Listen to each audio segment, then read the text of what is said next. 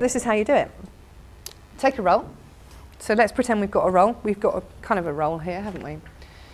Decide the key tasks involved in that role. Now, you probably won't decide that yourself. Your client will decide that. But you need to get that information from your client. Decide what knowledge is needed, what skills is needed, and what behaviour is needed in that particular role. Agree a list of core competencies, so what they need to have in that role. If you have a look at the job description that I've given you there, on page 2, you'll see some competencies in there that are really important for that recruitment consultant to be successful at that role. So they need to be competent at it already.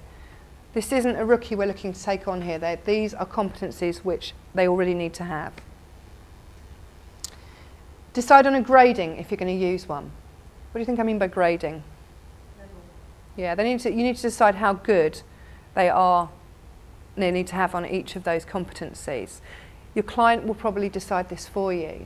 So it'll come down to essentials and desirables as well. So if they need to have a very high level of problem solving, but not quite so much so on man management, then that's what you can grade them against when you see them. You then need to produce a series of questions for each competency. And this is the prep that you would do before you interviewed. Now you're probably sitting there thinking, Jesus H, how much do I need to do before that interview? You only need to do it once. So once for each job role.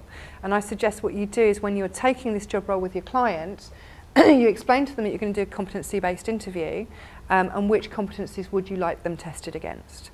And maybe choose a maximum of 3.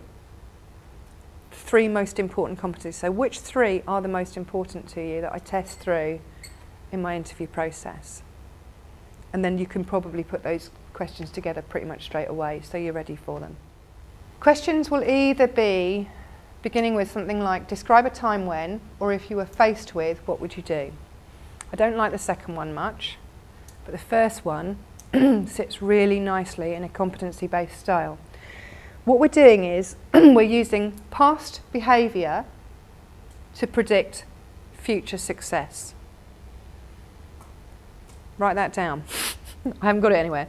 We're going to use past behaviour to predict future success, and that's basically what a competency-based interview will do for you.